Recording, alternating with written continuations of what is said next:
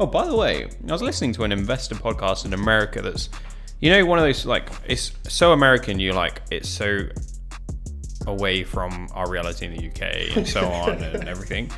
Guess who was advertising on there?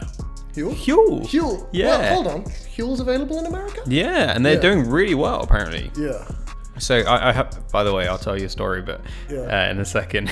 It's really embarrassing. Like off podcast or no, I'll tell you on podcast.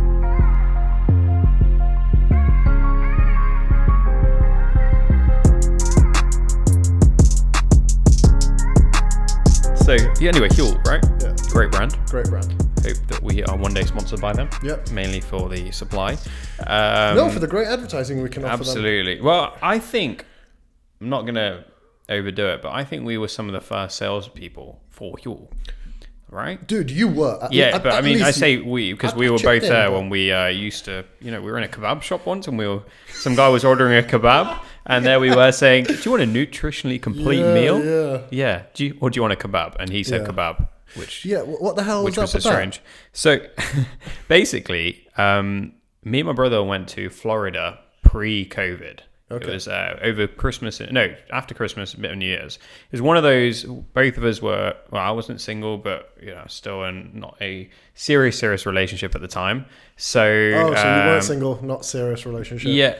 Yeah. But basically, we were just like, let's just get away for a bit. Let's just do our own thing and go on holiday, right? Yeah, you're brushing real past this. Okay. So we were there. We went and...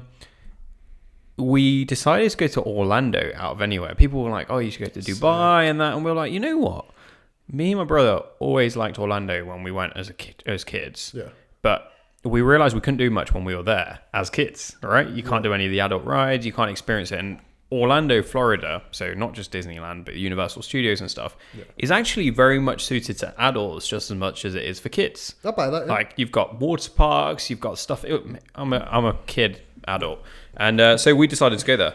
Anyway, another thing me and my brother love to do is eat a lot. Mm-hmm. And certainly in America, there's plenty to eat on. Yeah. Whether you like that kind of food or not, it's there. Yeah, it's there in a lot. With cheese, with everything. And we decided, we're going to go there. So we were in fit shape before we went. We worked out like we never worked out before. This is your recent one. Like I knew you. I thought this was before you. No. This is pre-COVID. Yeah. We worked out. Yeah. And my brother, because we were in such a mentality of eating well and doing things, we ordered Huel to America. And collected Huel in America because we weren't going to put it in our suitcase because it's like valuable space. Yeah, which probably would have been the smarter move in the end because we didn't finish it. But we ordered some Huel so that our lunches were Huel. Yeah. So then our dinners were Cheesecake Factory, and it was a balance. And then we were still able to get the old. That is incredible. I want to make fun of you for this, but honestly, all I'm hearing is like committed to the game. Yeah, man. But it was truly amazing. Anyway, this podcast had Huel. They were like nutritionally complete meal, but in an American accent. I was like, wow, look how far that company has come. Yeah. Gone. Like, it's insane. Why did this shock you, though? Because they sell in America.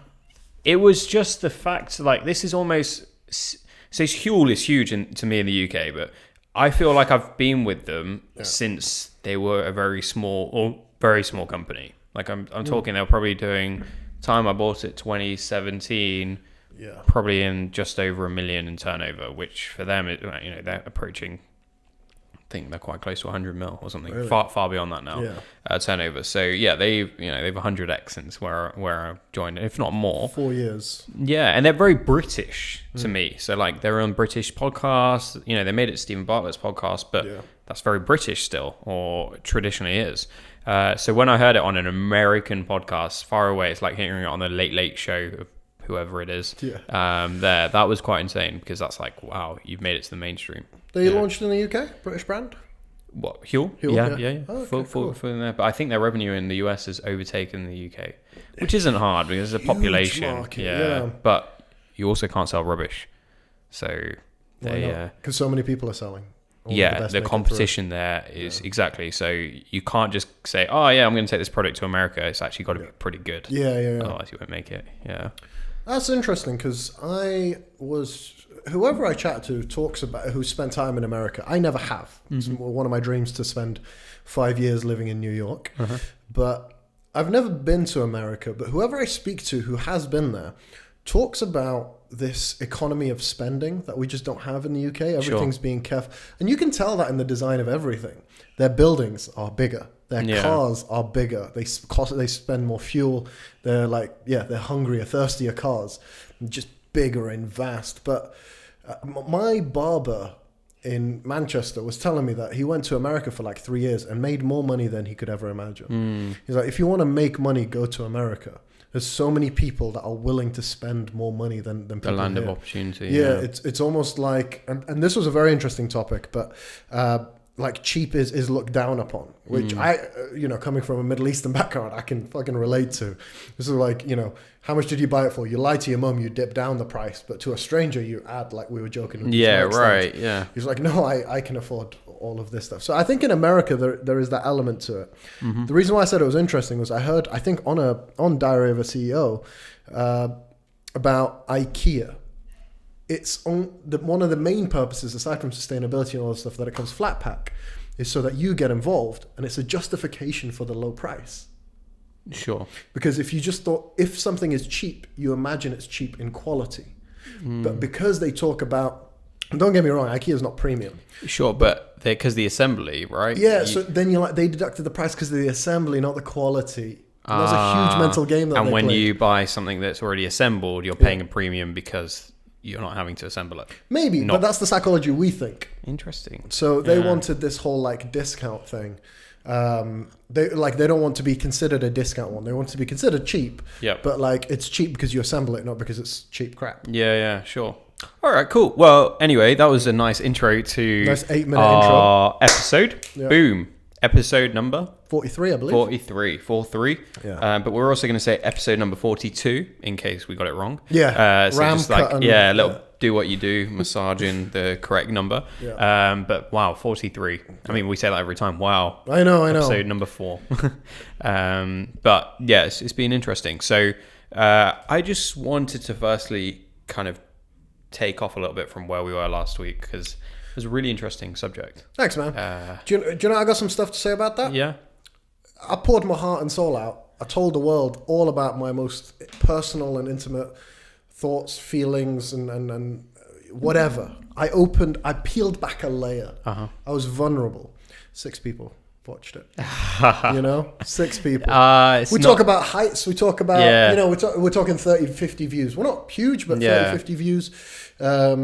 So yeah, I don't know. I don't think you need to worry about the volume, man. We are pumping out content. Yeah, they are vanity metrics. Like who the hell is doing it? Whereas the few people that did watch it and may come across that episode as it goes, sometimes episodes come and go. They suddenly get into the popularity. They're the ones to watch out. Rafe messaged me about it though. Who's going to be on this podcast? You'll learn all about who Rafe is very soon. He's coming down next month to film an episode with him. But he sent me a message about it. Yeah. So I know he's watched it. Oh yeah, what did he say?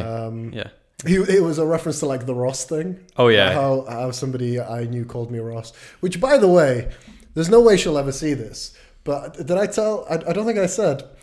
The mix up, the weird thing about that is I had a huge crush on her, but she'd started that job with 3 other friends, and immediately after calling me Ross, they were just like, and we call her Monica, and I was like, well, you just made it weird. Oh right, yeah. And it changed everything for me.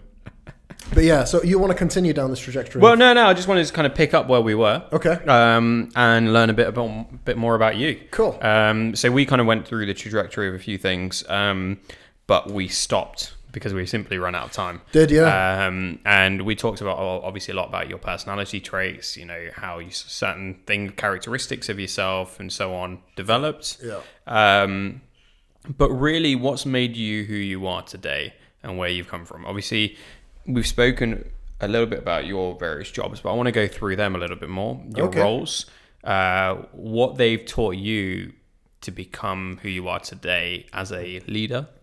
4 years in, mate. It's a bit late for a job interview. Yeah. There we go. No, but it's quite interesting because even in the time, I think as you become a leader, you obviously didn't start as a leader here, but as you've grown into that role, I think you've almost gone back into your little wardrobe or your closet full of experience. Yeah. And you've started to put things together to help you become the leader you are today.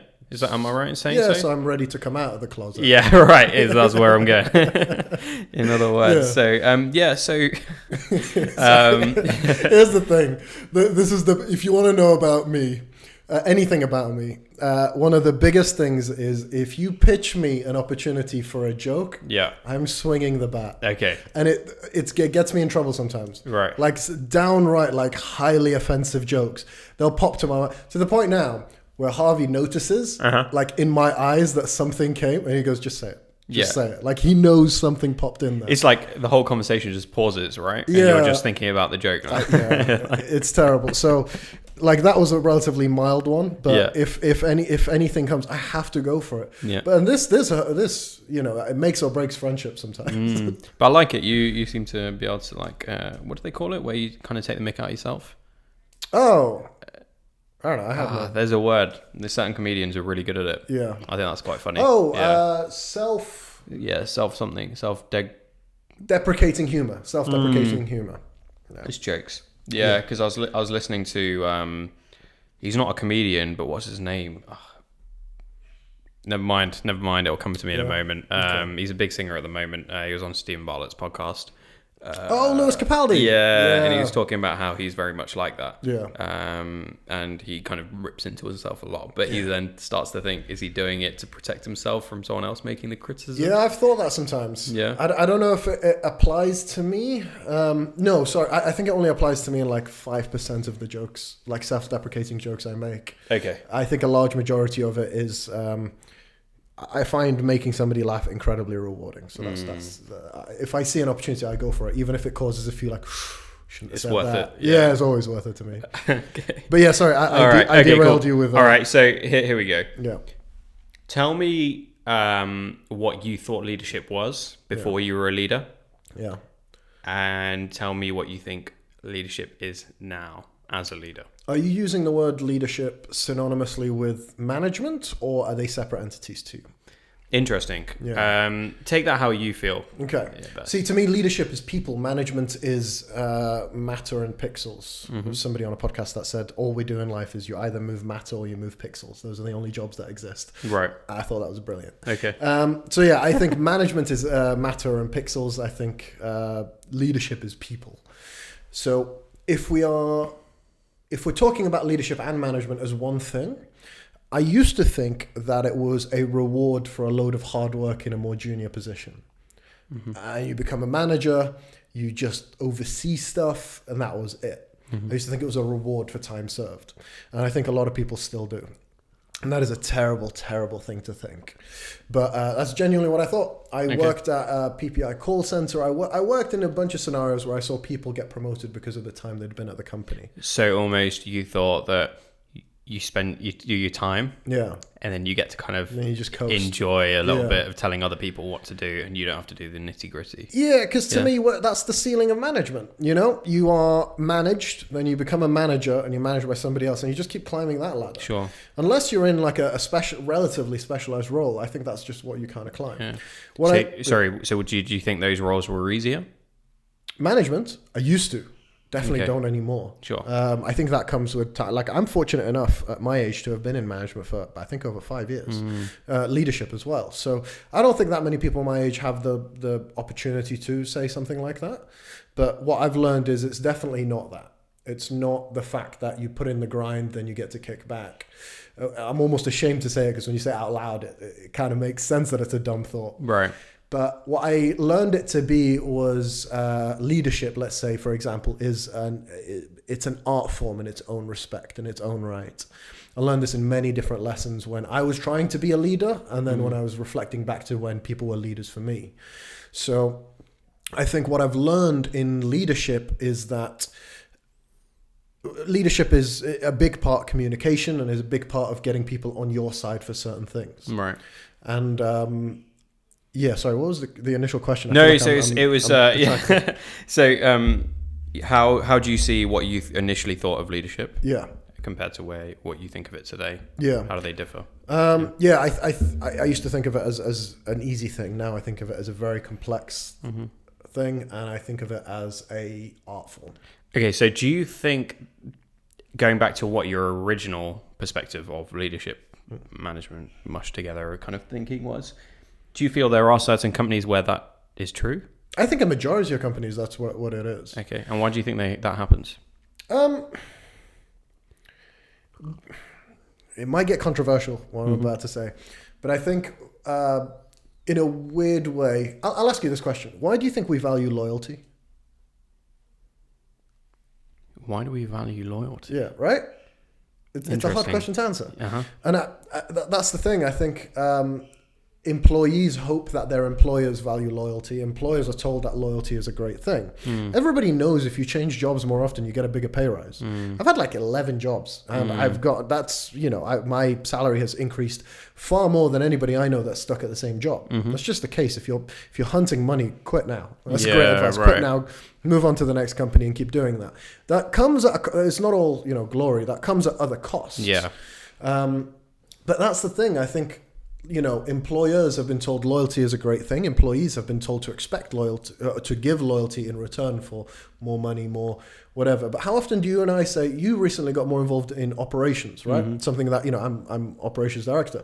Yeah. You came in and you made 4 or 5 changes that I keep telling you have been incredible for the business. They've revolutionized how we conduct ourselves. And that's because you came in with a fresh set of eyes. Yeah. I'd gone stale and I couldn't see anything new or fresh. So in a weird way, it's hard to answer why loyalty is a good thing, but fresh turnover suddenly starts to sound a little bit appealing. Yeah. That's why I'm saying it's a bit controversial in that way. Yeah. But if you think about it purely logically, it makes a lot of sense. Yeah. Yeah. But when we go back to this expectation of I need to give you loyalty and in return you need to, look after me, or, that's the relationship we have. And so that's why I think looking after me, looking after you, that's what happens. You're like, all right, look, you've given me 4 years of your life. You've worked really hard here. Congratulations. I'm moving you up to management. Yeah. I think that's a bad thing.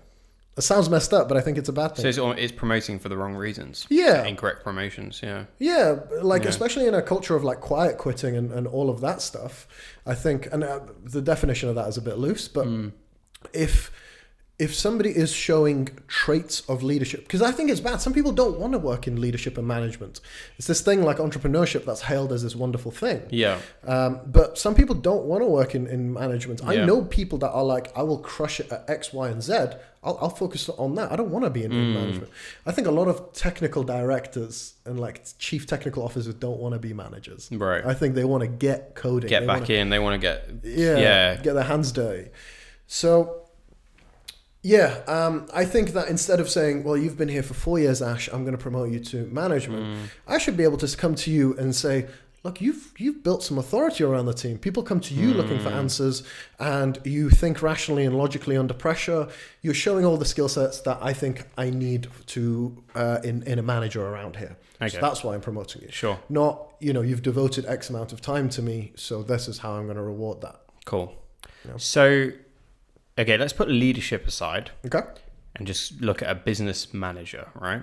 Why does a company value a manager more than anyone below management? In the sense, when I say value, I mean physically they are paying more, compensating more to a manager. Yeah. Why do I think that's the case? Because in an ideal world, your pay should correlate to the level of complexity of the problems that you solve. And this is actually really funny because before I knew you wanted to discuss this on the podcast, I wanted to discuss something very similar to you. Okay. Which was, as an entrepreneur, do you ever wish that you just had like a mundane job? Like a come in, rinse, repeat, come in, rinse, repeat. And that's the thing, I think. If you are not in a management position, you're in a junior position, you're working with a team for a collective goal, then the buck doesn't fall with you, it falls with your manager. So if you're not pulling your weight, then the senior ups of the team or the mission is going to be let down, not by you, not because you didn't pull your team, but because your manager wasn't on your case. Right. Or wasn't asking what's the support you needed to get you to the next level. Or, it's always like we always say this, like we don't want a blame culture. We want an accountability culture. So when something goes wrong with the warehouse, I go up to Harvey. And Harvey, we just spoke about this. I'm like, if you were to say, oh, it's because X didn't do this, I wouldn't respond. I'd just sit there and wait till you gave me a good enough reason. Yeah. I don't care that X didn't do that. And that's kind of where you have this like structured system. And that's why I think they're compensated more, because that burden is constantly on them. And the complexities of their problems, I think, are bigger. Because if I'm working on something, I have one problem. If you have a team of 6 working for you, and each of them has a problem, you've got 6 problems. Right. Right? And you're the final port of call to sort of fix those problems. So essentially you're taking on the responsibility. Yeah. Yeah. In a nutshell, yeah, 100%. Yeah. So when companies have, if we were really going for a real hierarchical structure, they have multiple levels to their team. Yeah. And the idea is, unless it's a very serious issue, that problem shouldn't filter to the top. Yeah, exactly. It should get resolved right there. Like, for example, if you're managing a team of 6, that problem should not go above that point, unless it's very serious or there's an issue that can't be resolved. 100%. And if you're a good manager, it shouldn't even escalate to you. Yeah. Because you should be empowering your team to fix the problems. If somebody comes up to you with the same problem twice, I'd say as a manager, you fucked up. Like, you should have taught them how to fix the problem rather than just fix the problem. Interesting. And you should have empowered them to make the decisions. It's, Harvey is currently frustrated because some of our suppliers are delivering pallets all broken and wonky. And he's like, it's such an easy fix. Why don't they fix it? I was like, because they need sign off from 6 different people before they fix it. I was like, imagine if you had to come to me for sign off for every tiny little incremental change you wanted in the warehouse. You'd never get anything done. Sure. And once a year I'd come up to you and go, Harvey, why haven't you done anything? So why do they need the sign offs? Is it because someone messed up one time? I think so. And I don't just think that as well. I think there is a level of sign off that is needed. But I think the default setting when you grow is to not think about what you've left behind. I think what you need to do is try and make you need to leave as many of your problems behind you as possible as you focus on different aspects of the business. So let's say I started off as a warehouse operative. I started off in a different junior position, but if I started off as a warehouse operative and I grew with the business into my current role, which is operations, I think if that was the case, then I would employ a manager and say, okay, now that's your responsibility. Move into a different position. Okay, hire somebody to do what I was doing so I could move on to the next thing. Sure. And then you never look back. Alan, who we work with, has this great thing of like, write everything on a Post-it note and just ask yourself, what are we getting paid for? What are we doing? Because if we're diluting what we're getting paid for the stuff that doesn't matter. And it's the same thing here, but I think rapidly scaling businesses, this supplier, sorry, not client, I was speaking to, it's a giant corporation. And I think in order for them to run top to bottom employee hierarchically, if that's a real word, for that to operate as seamlessly as possible, it needs to happen like that. It's like saying we would drive a lot faster if we didn't have traffic lights. Right. Yeah? Okay. But we just stopped innovating at traffic lights. Yeah. Like, why can't we think of something else, like a portal? Or I know I'm being silly, but no, you're absolutely right. Why don't we build bridges? Yeah. Keep traffic constantly moving. Yeah. So I think, traffic lights is a good analogy. That's why it needs sign off, because we came up with a solution that was good enough at the time. Yeah. Never innovated beyond it. That's really interesting. And the fact is, traffic lights have improved. Right? Yeah. They're not just based on this is 10 seconds, this is not. Some of them have sensors, some of them have. So when certain issues gather up, there's no delay and certain sign-offs can be handled quicker. Yeah. For those that have lost us listening to this, essentially the idea of what you're trying to say is in a company, when you have the managers and the employees and you have multiple managers, every little thing that you want doing, say you want to make a better pallet, say you want to improve a process and you're at the bottom of the ranking, takes forever. It takes about 10 yeses for you to get anything done. That's what you're saying, right? Yeah. And the idea is, how can you smoothen that and lean that out to make things happen? And I've seen it when we work with a lot of our companies, our partners. It's exactly the same issue, and it frustrates us because we're not necessarily in their team, but the frustration then overflows into other companies and partners and this whole supply chain. We often have targets, and we always want to deliver the best for them, to retain them for longer. It's not we live to serve our clients all, and that's it. It's not a one-way relationship. We want something out of this. We want you to stay with us, and the only way you're going to do that is if we deliver awesome results for you.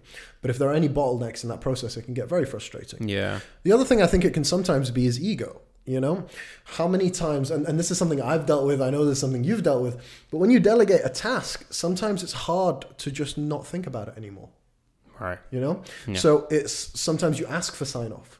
And I think what we've gotten good at, and not to you know, pat ourselves on the shoulder too hard, but is we require sign off for a set period of time. Then after that, you're good. You're on your own. Run wild, run free. But that was a learning curve for me, at least. I think it was for you. Yeah. Like it takes time for, especially if it's something important. I know how hard it was for you to delegate accounts. You know, the business's accounts. That's something you took and still take great pride in.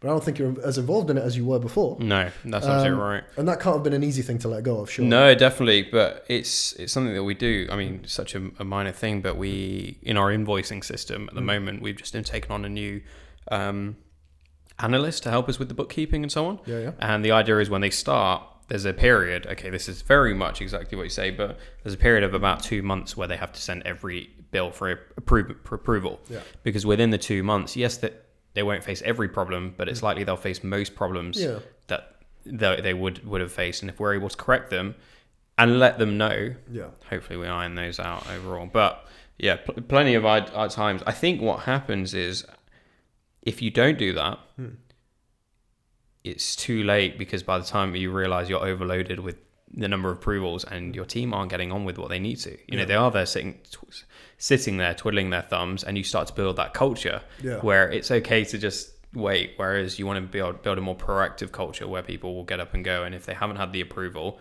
they'll fight to get the approval in the most respectful way. They'll make sure they get the job done in that sense. Sure.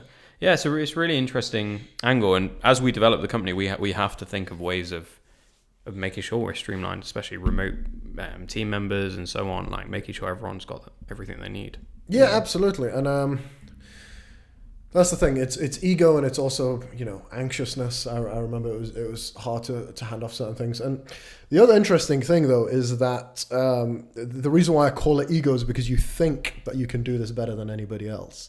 I often thought that because I have the most scope over everything. So I was like, well, with this operational process, I can see everything. So leave it to me. I'll handle it. And then you realize actually that's a bad thing. When you give somebody with a narrower scope of what you know, they only focus on this aspect of the business, and you give them this piece that fits so beautifully in there, then they know how to do it 10 times better than you. Because then I've you know, with Amazon, you've got vendor fulfilled by Amazon. You've got all of these different processes. And I remember offloading that process. This is a process you started. There's the prime example of this. Not very well. I didn't start it very well, but you got the wheels in motion to the point where, you know, the processes that you were following were very guerrilla. It was very like, how can I just make sure that this is done and done right? And now it's a complex 6-step process that has 5 people? Is it 5 people that work on it? Yeah, around 5, yeah. 5 different people that work on it. Some people remotely, some people here in the fulfillment center. So, yeah, they've come up with this process. I've worked with them to make sure they all communicate as good as possible. But that's about it at this point.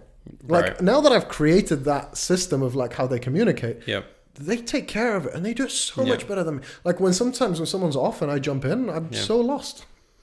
So, it's not perfect. Yeah. But tell me, is that one of your proudest accomplishments? Because for me, that's all you. Yeah. And I think it's unbelievable. I look at that as a shining example of what we have at WP. Thank you. Yeah. I struggle to... this is... Ben Francis on the High Performance podcast said something really, really cool. They always ask first thing, what is high performance to you? And the way he answers it is really, really quite beautiful. He says, high performance to me is a collective of people working together to create something much greater than the sum of its parts. You know? And so when you ask me what my proudest accomplishment is, it's rarely going to be something that I actually did. It's always going to be a seed that I planted that others took and created, because they will have made it way better. Yeah. You've said this to me of just like, one person can't do the great work of a team. Like they can do it and get by, but the team's going to make it way better. Yeah, it's up there. I'm not going to lie to you. That accomplishment is up there. And every person, the five people that were involved in that process, everyone specializes in their own area. Yeah. There's one person who's responsible to make sure everyone gets their job done. Yeah. and sees that it's progressing on its chart. Yeah. You have a whole chart measurement. Kanban board. Yeah, that's right. And it's got a whole percentage of how far we are through the progress. Yeah. But ultimately, everyone is responsible for their own part, and the step can't move on unless they've completed their task correctly. Yeah. It's amazing. And I think what we can do is make sure we build in processes where sign-offs are still required within that process to make sure people are doing their job properly. Yeah. But different people can double check each other's work, so there's no waiting for a senior member to do it. Yeah. Sorry, it's just a thought that I had earlier that at the end of the day, it's just a double check from someone else. Yeah, yeah. And making sure that people are completing it in their own way. But yeah, it's an example of what I'd like in a lot of our processes, not just on the operational side, but in our day-to-day client management and so on. When we look at a client and we're examining the data and the information we're doing before we have catch-ups, why isn't that a weekly process of going through all the way through from, I don't know, our full service, all the way from the advertising and the listings, all the way through to the operational side? Yeah, I think that's, if I'm honest with you, well, no, I was going to say it's my biggest next challenge, but I think it's our biggest next challenge because, we're at a point where I think we have all these great ideas to better serve our clients, but, we're talking about hiring more so that we can delegate a few more responsibilities, and we're going to have to keep our ego in check as we do that. But I think that's the hardest thing as well. When you delegate, it always gets worse before it gets better. Yeah. Like that whole vendor process of stock allocation, purchase ordering, team fulfilling, printing the orders, fulfilling, dispatch, invoice, all of that stuff all took a dip when we grew the team. People were out of a line. Like I didn't know that they made the guerrilla system look great. Right? Yeah, it totally did. I didn't know that these people needed to communicate so much until the lack of communication nearly broke the system down. Yeah. So I think that's the next thing for us, which is where there's a lot of prized interaction, not just interactions, but things that we do for clients that we're like, this is what it takes, because Touchwood never lost a client. This is what we do to make sure we don't lose them. This is the top tier that we can offer them. The best blood, sweat, and tears that we put into this to make sure that our clients are happy.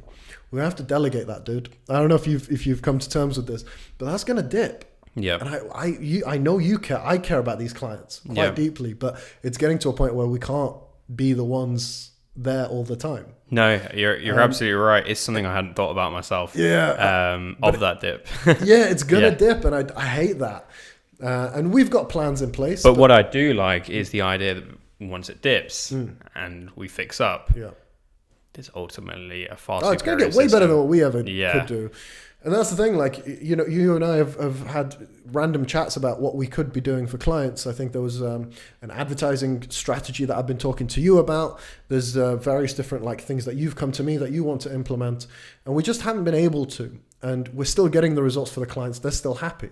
But we don't know what's being left on the table here because we haven't had a chance to explore them. And we are gonna, we don't like leaving anything on the table. We're gonna explore them.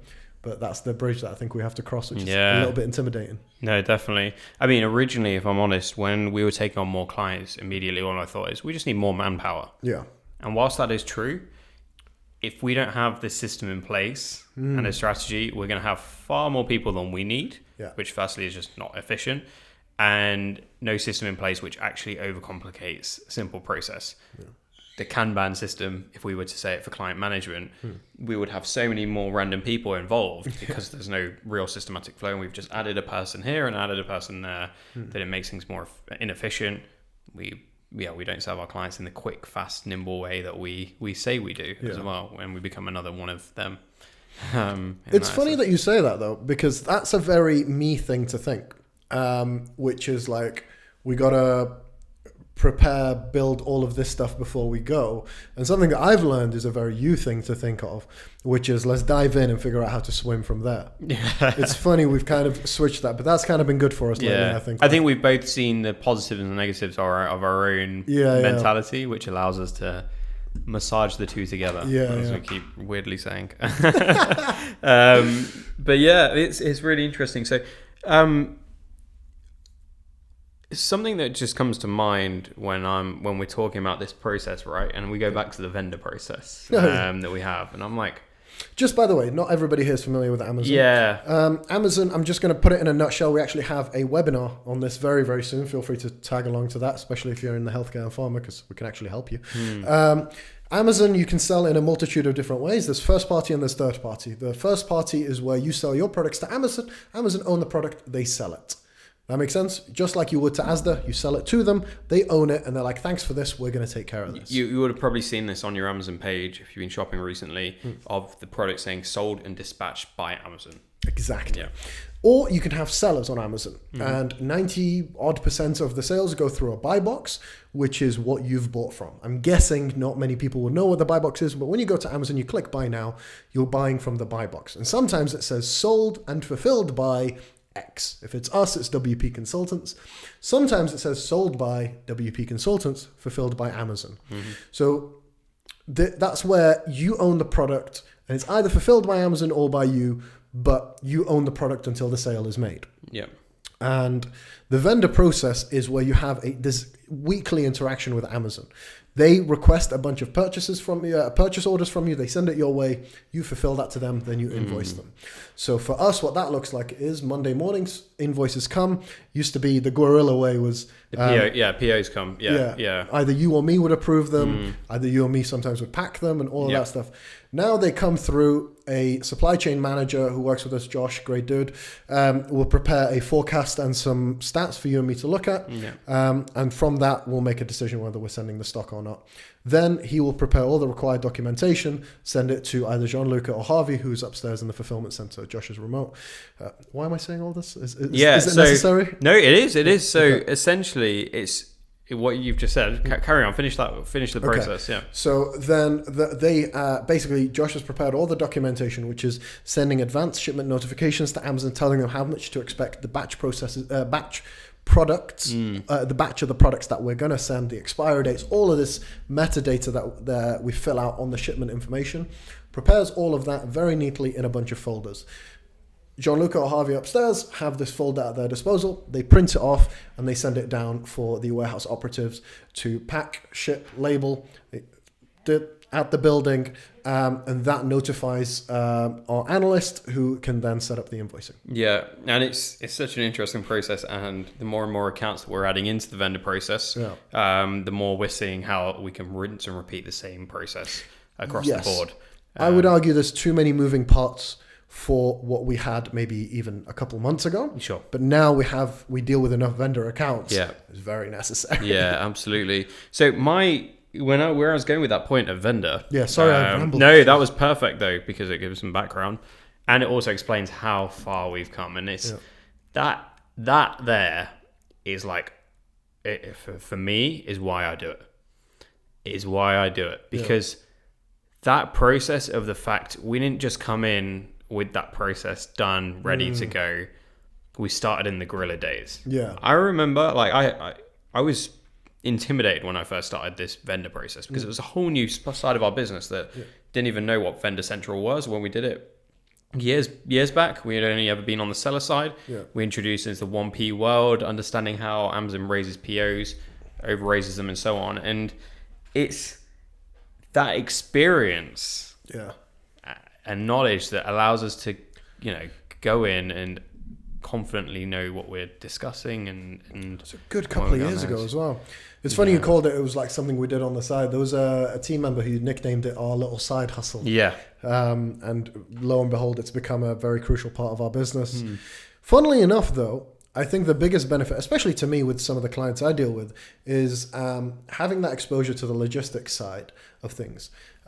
Means that some of the clients that we deal with everything for clients. Some people just want a little bit of advertising support. Some want the whole full hog, which is obviously what we prefer. But with the advertising side of stuff, we're able to advise like, hey, you are making 50, 60, 70 grand a month in revenue, but you're also getting billed $2,000 for your logistics issues. Like you can fix that. Here's how you fix that. Right. Like, how do you know that? Well, we actually do the vendor stuff here too. We actually know how it can bite you. We're not just four nomads based around the world. We've had that parcel go missing to Amazon. Yes, we have, sir. Yes, that pain. We have. Yeah, we've had it all. And it's that. I think that's that. You're bang on the money there. That the issue we're facing now is not enough clients know that this offering is available, and they're taking the fact that Amazon charges you, they're taking the fact that inefficient processes, and they're just taking it for granted. Like, that's how it is. So our goal is we're being disruptive. Yeah. We need to shout about how we're being disruptive and different. Yeah. I think it's enough to, how many clients have you worked with that have said, oh yeah, we tried Amazon and we hated it. We don't want to do it anymore. And we always go, yeah, no, we know. We've heard this before. Yeah. Amazon is a nightmare, but we're here to take on that nightmare and walk that tightrope that you have to walk to get to good revenue, good customer experience, good brand experience. Yeah. We know how to walk that tightrope. Yeah. Only because we've drowned so many times. So many times. Yeah. So that's what I personally do what I do. I get the thrill from it all because we've seen so many countless processes to change and evolve, and you don't see it on a daily basis. So yeah, when we're facing the challenges, the struggles, we had a couple of challenges this morning that you came to me with. It's painful in the moment, right? You're pulling your hair out, literally, right? But all of those over a period of time, you don't see it today. Yeah. But it's shaping our strategy. It's shaping the way we do things to be better. And I'm trying to say that without sounding corny or business guru number one. But it's that we'll look back and say, yes. I mean, today you've been having an advertising issue, right? Our software. You're making sure you're fixing those. We're resolving them. We're looking into them more to make sure in 6 months' time for another client, we know exactly what went wrong and we have a streamlined process. We've got someone monitoring the data daily or something like that. So it's interesting, and that's it. And I think what you're facing today or what you faced a couple of weeks ago, you would have forgotten about. Looking back. Yeah, it's been interesting. I think these things come to light more when we are training people or when we're in client pitches and they ask really difficult questions.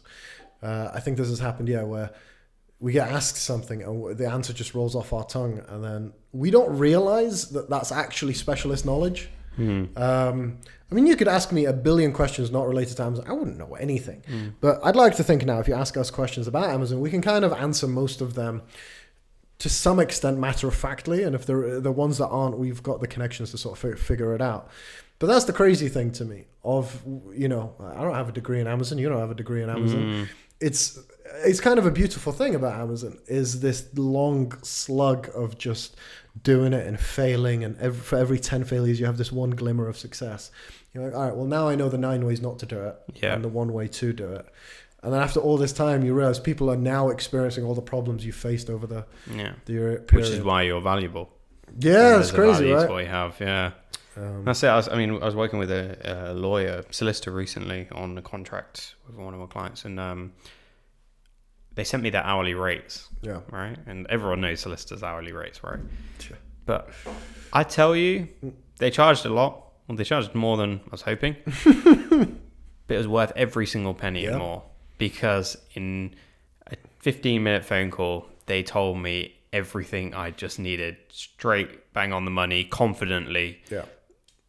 Didn't make me question anything because it would have taken me far too long to get to that answer. It wouldn't have been a professional answer, wouldn't have been a guaranteed answer. Yeah. Whereas here in that 15-minute conversation, I've done that. And then you look at the value of what that person's given you, and it's opened up another X number of years and so on of what you could do with the knowledge. So yeah. Have you heard of the analogy of the submarine?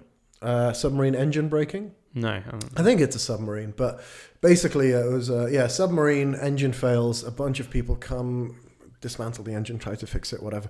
They do all of this work to try and fix it, and they can't. Mm-hmm. They're not like engineers or whatever. And they hire this guy who's worked with these engines for tens of years, maybe a long time. Yeah. I'm jumbling my English. Very long time. Uh-huh. And he comes over with a hammer, and he just goes, just 2 taps. And it starts working again. And he goes, that'll be, whatever, £5,000. Yeah. And they go up to him like, are you serious? £5,000 for 2 seconds? And what was his answer? It was something beautiful. And he goes, no. The taps probably will only cost you £2 to £3. It's knowing where to tap that costs you the rest of the money. Wow. Yeah. Yeah. Because they just paid for all of that experience. Yeah. And that's, yeah, I have other thoughts on that topic too, but I won't. No, but there's a lot to unpack there. But yeah, That's interesting on that one. Yeah. We're coming up to about 45 minutes. Amazing. I got a pee. So. Yeah. So we'll call it quits. I think so. And thank you for listening to episode 43. It's been a pleasure as always. Likewise. Man. Unpacked a little bit more there on certain topics that we've been honing in on. But when do I get to do this to you?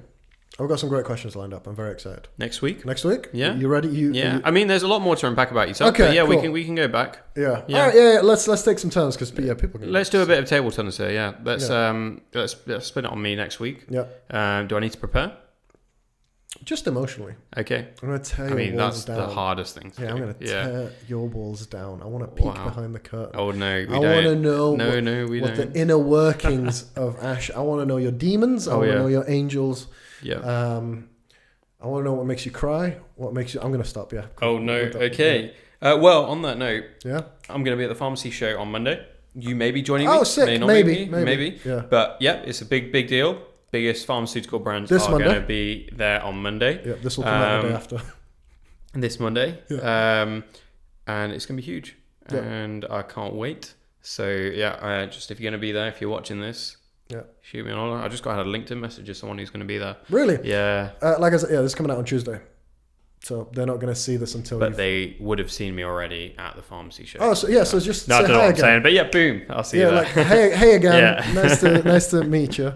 But no, yeah, looking forward to it. Anyway, it's been a pleasure. Likewise, mate. Please subscribe, like, comment, do what you got to do. Please rate. Here's the thing. I've said this before. If you rate this podcast, if we get, I think, 5 or 10 people rating this podcast, it says the rating on Spotify. That's cool. So frankly, I don't care if you rate us 1 star. Please don't. We're awesome. But I don't even care if it's 1 star. If you just rate wherever you rate, if we get enough ratings, it says that, and that'll, we've surpassed like 2,300 views in total for our podcast, which I think is really, really cool. Yeah, that's a milestone. So that's the next thing that I want to celebrate. So please do that. Just all right. Get some people involved. I'll pay you. Yeah, not much. Ash will pay you. If it's 5 star. But yeah, cheers. Rate. Make sure you rate, and I'll see you next time. Peace out. We'll see you.